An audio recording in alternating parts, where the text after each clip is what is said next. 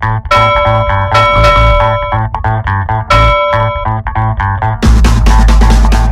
going on, guys? Welcome to another episode of The Catch-Up right here on DKTV. So let's start at the very beginning. It's a very good place to start. That's right, just hit you with a Sound of Music reference. Boom!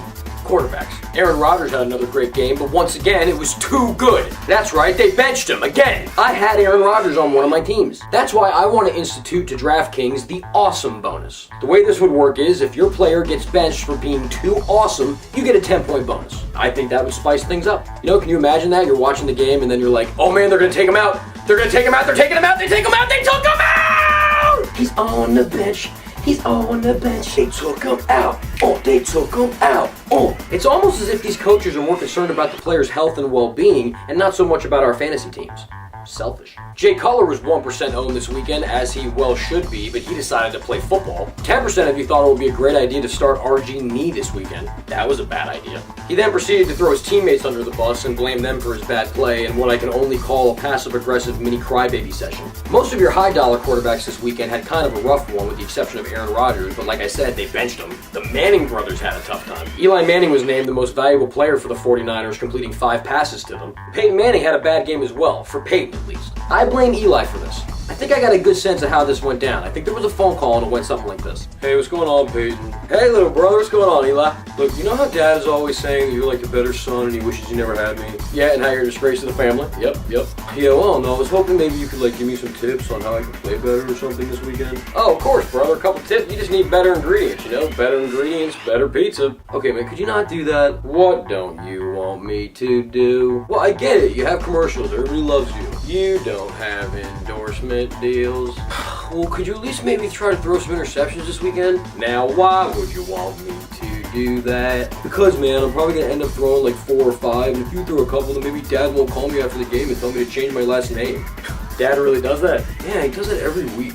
All right, I'll see what I can do, buddy.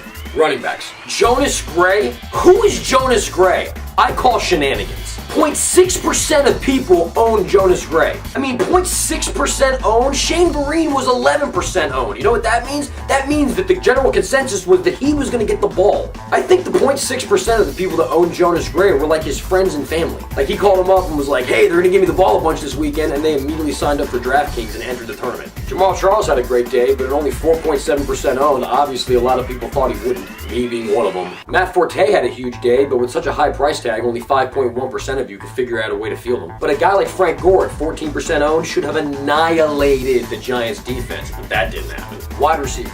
It was a wide receiver free-for-all this weekend. Hell, even J.J. Watt got a tick on the stat sheet. Your big baller last week was Mike Evans scoring 42.9 points. I mean, the Redskins are bad. I know they're bad. I'm from the D.C. area. I know they're terrible, but I didn't think they'd be that terrible. The Redskins are really, really bad. Redskins, what's the protocol? Can I even say that? I mean, it's still their team name, but I don't want to get any letters. Brandon Marshall and Alshon Jeffrey were on the receiving end of Jay Cutler's miracle game. And both A.J. Green and Randall Cobb posted games big enough to keep you in the money. The biggest heartbreak for me personally, and I'm sure many of you as well, was Emmanuel Sanders. He was having a great day. He was going to continue to have a great day. That's before McLeod Jr. decided to ruin him. Now, we can argue all day about whether or not the hit was clean, but regardless of whether it was a clean hit or not, there's an unspoken rule in the NFL. If the wide receiver is leaping at a 45-degree angle to catch the ball, don't destroy him. It's a bad day when you start a play here and end up here.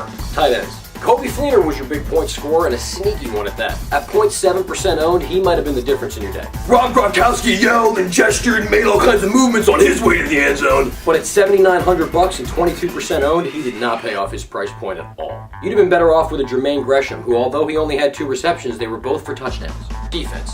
32.9% of you were dead wrong about Denver. I've never seen a defense that highly owned. Now, I was lucky enough to not be on the Broncos, but not lucky enough to be on the Packers. And this Packers defense is really... Let me explain. I was doing very well. I was in 100th place and I still had players to go in the Monday night game. And all of a sudden the Packers start scoring all kinds of defensive touchdowns. 1 touchdown, 2 touchdowns, and the last one really stuck in my craw. Jump on the ball, Sanchez! What are you doing?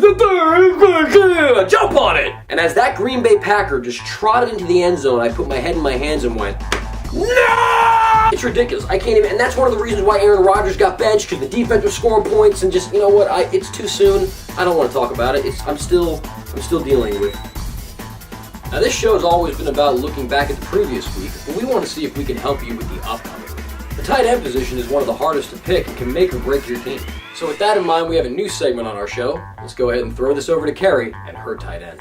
Thanks, Chris. Hi guys, I'm Carrie, and this is my tight end. We all know that Gronk and Jimmy Graham know how to work the tight end position, but their matchups this week aren't as favorable as some of their lower-priced counterparts.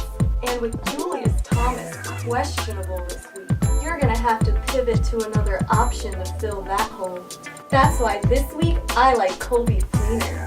Dwayne Allen tweaked his ankle last week, so there'll be many opportunities for Fleener to explode this weekend. And at only $5,200, he won't break your bank. I'm Carrie, and that's my tight end. Best segment ever. And now it's time for everyone's favorite segment prior to that last one, Try Again. The segment where we crown the biggest loser. The envelope, please. Thank you very much. And the winner is Bruce Zero. He had a really terrible team. Look at this. It's terrible. That's really bad. It's really bad. Yeah, it's not good. I mean, on paper, it doesn't look so bad, but they didn't perform. You got Drew Brees, Ellington, Oliver, Deshaun Jackson. That's a Redskin. You like the Redskins, right? Love them. Love the Redskins. So yeah, Bruce Zero, your team was awful. So go check your account, courtesy of DraftKings and the Catch-Up. We went ahead and put a ticket in there for you for the next Millionaire Tournament. Try again. So that's my show this week, guys. Thank you so much for tuning in, and we'll see you next week. Thanks for watching.